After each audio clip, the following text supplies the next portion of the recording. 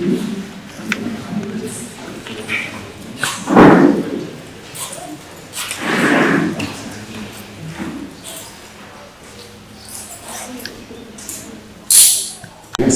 but as of now, we are set for prosecution hearing. And since the prosecutor said it is ready, yeah, you can go ahead. State. Honorable Chairman and court members, today in court as the prosecution, we have 4 witnesses.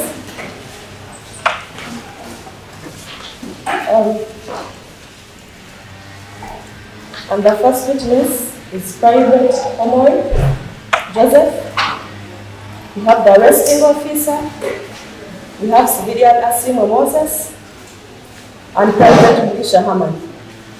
They are all in court.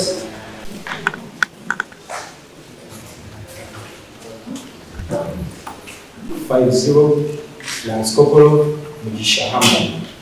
Mumanyoti. Namumanya womu basirikale baikola nabo. Wamumanyanga Sinyosa Sentongo.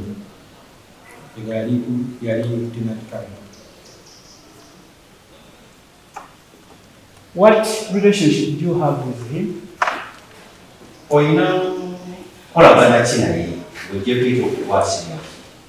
Salina okolagana yadde yonna wamu naye okumanya ekimusingako okusingako ekyo. Have you ever dealt with him? Oyina kyewali omuyambyeko okola. Okujjako enkolagana ebyamagye bisigadde tewali. And what was it? Byamagye kibyonna. Byali byambalo uniform nezimu kunyota. What do you mean by military uniforms and military pips? Kyentegeeza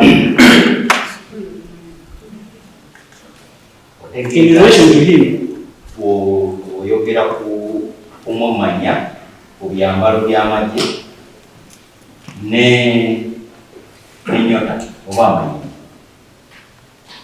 bwe buyambi bwe yali ansaba ng'omukulu okuba nga alifuna abe nga ebikadde byalina alikomyewo mu sitowa afune ebyo ebisale ebiri yaddeyaddeko ng'ayagala kunyuma nga omukulu. and how many times had he ever come to your office? Gyali emirundi 3. And when someone comes to your office,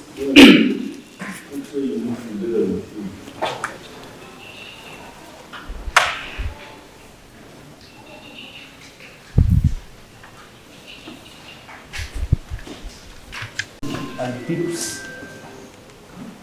have you ever given any uniform or pips to Senton? Ku nkolagana yo ne omuwawabi wa omukulu Senton olina ekyambalo kyonna ekyamagye oba ebitiibwa kubali omuwani. Ekitiibwa. And how many times? Nga gyali emirundi ng'emeka. Gyali emirundi 3. Do you remember when? When was it? Oyinza okujjukira ennaku z'omwezi n'emyezi sijjukira naye emyaka gajjo njijjukira. obwirako 2021, 2022 ne 2023. What type of uniforms? kiwali owali ku Senton.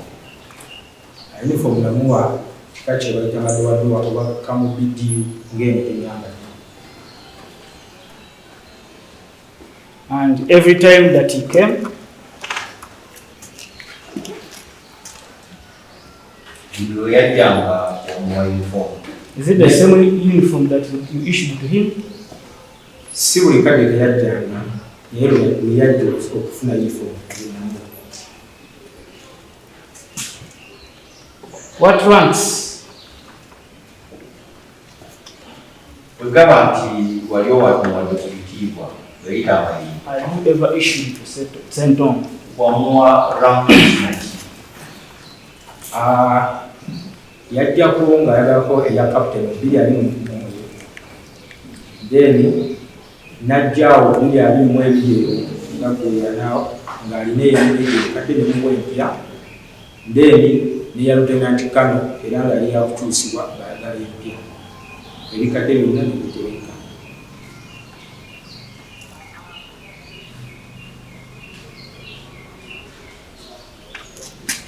In the store where you work, do you just issue out uniforms, tips to whoever comes to your office? mu terekero ly'engoye by'okola buli ajja bw'owa ebyambalo n'amayinja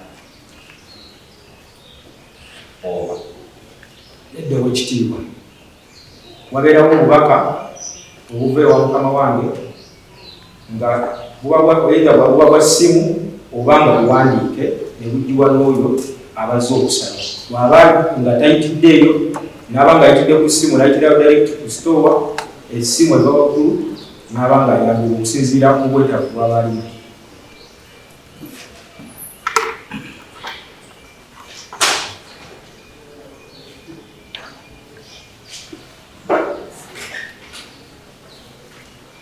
Who instructed you to give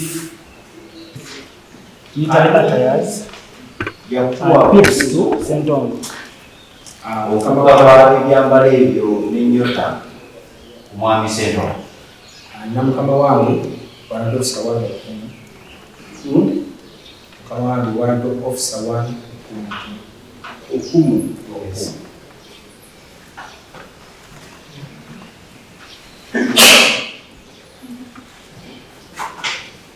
What did he tell you Yakugamba as your boss?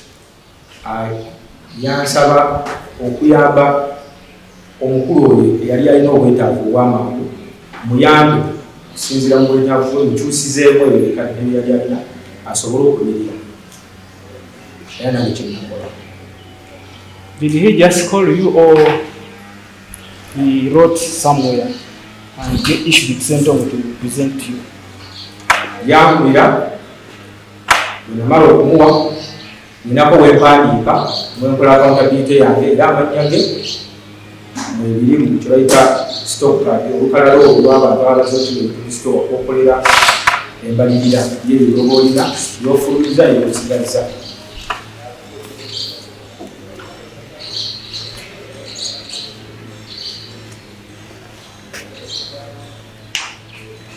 Who called you?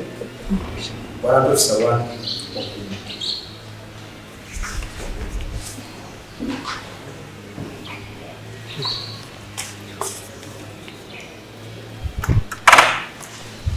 Was he the one who called you all the times that you issued uniforms and tips to Senton? Nedda.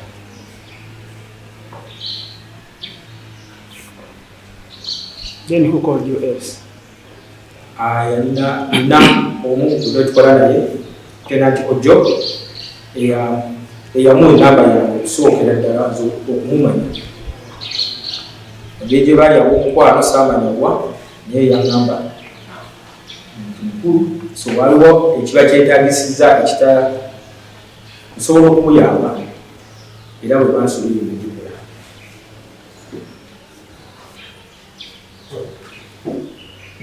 Did he come by himself or he just sent someone to come and pick for him the uniforms and the pips? Yajjanga yennyini era ng'omusirikale omujjuvu ne ku mulyango omunene ng'ayitawo era ng'ebitero bimuba so yajjanga ye ne ebimungu ebyamaze.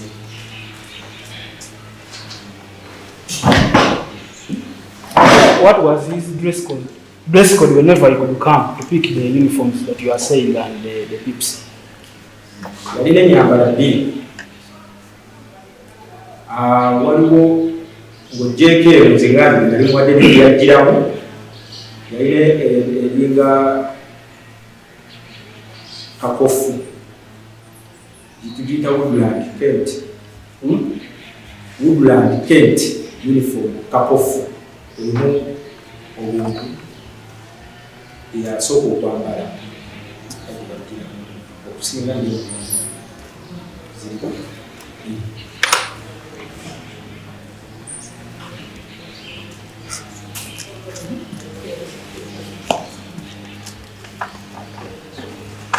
So, Aman,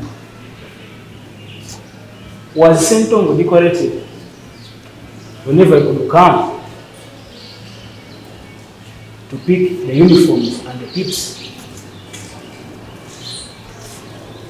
Private Mugisha, Manyaka ni mwabadde okampande kibakobozezza nti yajjanga okukima ebyambalo ebyo bamayinza yajjanga anekaanekanye ng'ataddeko rakaze oba nga bwe nasoose okuwulira mukama wange yajjanga ayambadde enkadde ekiraga nti yafuna then n'asaba okuweebwa ezo ezirabika okusinziira ku njuba byali alina.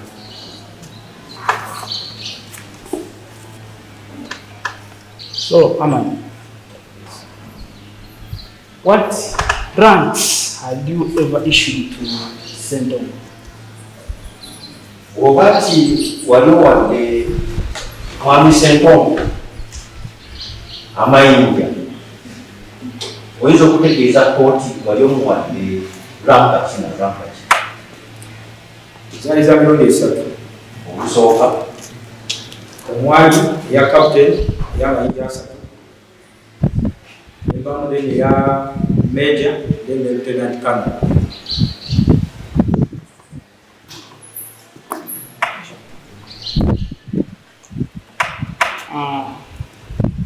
Right Honorable Chairman and court members, prosecution side, we don't have more questions.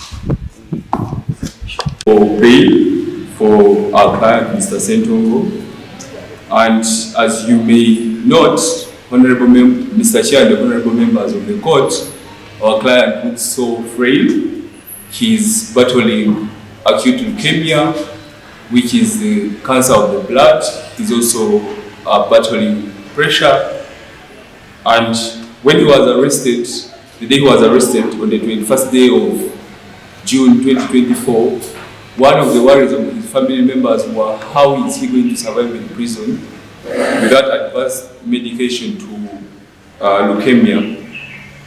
Honorable Chair and members of the court, his health has been deteriorating ever since then, and I pray to the Honorable Court that our bail application that was filed to this court be given precedence over the prosecution so that our client's right to apply for bail can be heard. I so pray. So now we are closing to deliberate on the application of the accused.